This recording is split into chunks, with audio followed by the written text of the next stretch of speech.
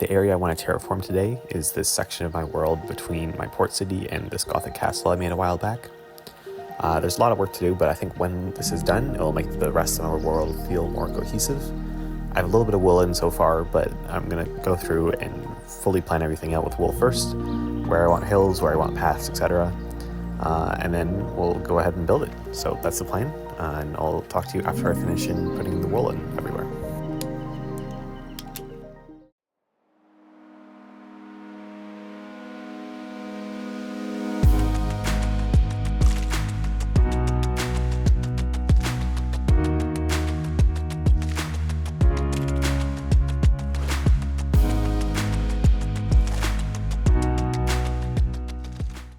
So I've got all the wool in place, kind of go through what this really represents before I do the actual terraforming and put everything in.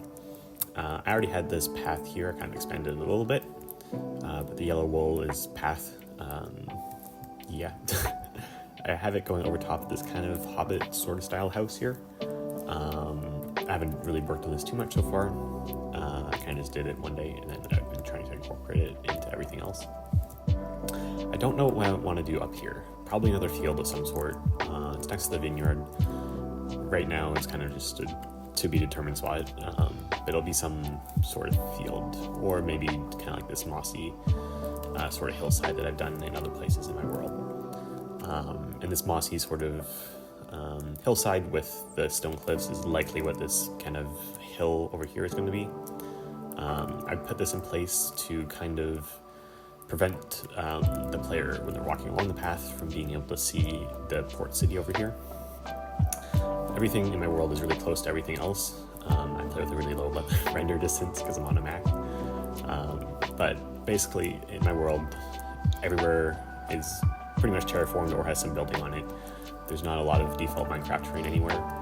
So there's always a castle like right there, and then if I fly over that way, I can see another one, and that one, I can see another one. So I make it so the paths are kind of windy and not super direct, and then I put things in the way, either forests or cities or mountains, so that you can't see certain things from certain other things. Like, it wouldn't make sense to see another castle from this castle. And in a similar idea, I don't really want the player to be able to see the port city over there. If they're taking this path, they probably just went through this little village over here, or they came from this one, and I don't want them to be able to directly see this one. I want them to walk along the path and then at least have it revealed to them later, even if it's not that far away. So that's why I put a mountain here. I want to block the city from the view when you're over in this area. So the red here represents mostly stone, and then when it kind of curves up to here, it'll probably be replaced mostly by moss and grass and other green blocks. Kind of in a similar mixture I have up here, where I threw like green wool and stuff. I like this variety, kind of gives it different patches, but it's still all green and blends together nicely. So that's what the top of this hill will likely be. This blue kind of just represents some sort of lake. I'm not exactly sure what I'm doing here yet. Probably more of a pond or something in the end. Yeah, it's pretty self-explanatory. So I have this path kind of coming up here and feeding into this one. And then it comes around this side of the hill. I don't think I'm going to have it come across here. I think I'm going to have this feed into the path over here by this forest. This area will likely be lots of fields and stuff. Again, not sure what I'm doing with it yet. That'll be a different video or different project for myself. But for today, I want to try and do the rest of the terraforming for this body of water here, which will connect into the rest of it over that way. I need to put in the water so far. Yeah, and then the last of the green is kind of just a more gradual, grassy, mossy sort of slope. Not cliffs necessarily, but still has some sort of incline to it that I wanted to just differentiate for myself later when I'm putting everything in. So that's what the 4 wool colors represent, and this is what I have so far. I'll need to obviously make it into real terrain, but this is what I spent about an hour doing, just kind of planning it out in advance. I'll have this little strip here between the path and the mountain. Again, maybe a field, maybe more grassy terrain, I'm not sure yet. Cover that lava pond, obviously. But yeah, this big area here, likely lots of fields, maybe like another little village of some sort over here. I don't know what I'm doing out here yet. I probably want to try and close it off somehow. But yeah, again, not today's project. As you can see, it kind of just ends abruptly here. But for now, I want to make this space look better. So yeah, I'm going to do all of that. I'm also going to fix the, I guess, inlet. I guess this once it's going to be connected to the rest of the water in the ocean, it'll be called an inlet. I'll put mud at the bottom of this so it looks prettier and not just a mix of sand and clay and dirt and stuff. So yeah, that's what the plan is. Got the paths laid out here, got the terrain laid out, and now I just have to go and do it.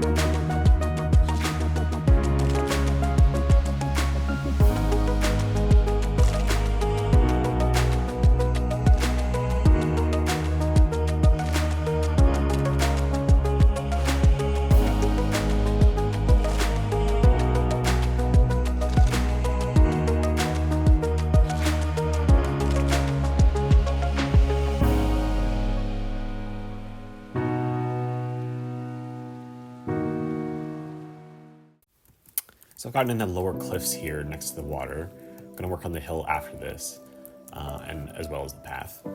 I just want to point out a couple things here. I'm going to change the texture of the stone afterwards, probably to something like this with a mix of cobblestone and andesite.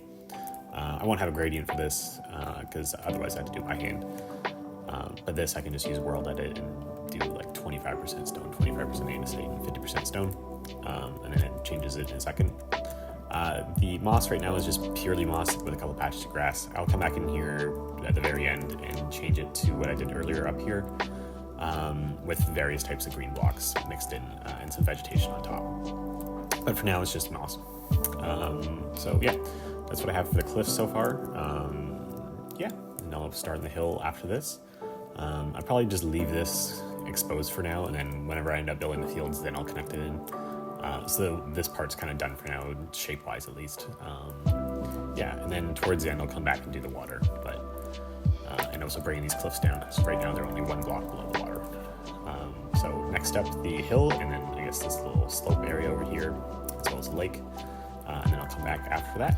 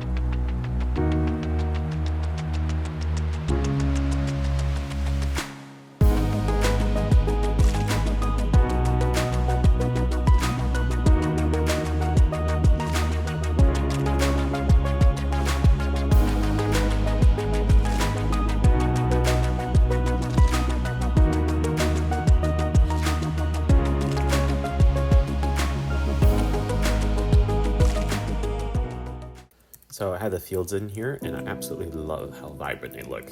The blue, the pink, and the red. Really different from the usual basic Minecraft crops, and even the ones I have over here that are custom. Really vibrant, which I think is really cool and different. So yeah, really happy with how this worked out. Just walking through, especially from the bottom here. We can see all the different colors. It's really nice. I also went in and added a little chicken coop, and then on the other side, like a mobile market for this house here. I still have to figure out exactly what to do with this, but just wanted to add in a couple of the structures. So this place is coming along pretty good. I think the only main thing left is to texture everything. First with the stone to be a mixture of andesite and cobblestone to match this side. And then I'll have to change the moss to be a mixture, well, not necessarily a mixture, but have patches of other green blocks, like the green wool, maybe the green concrete powder, although most of it's floating, so maybe I'll skip that one.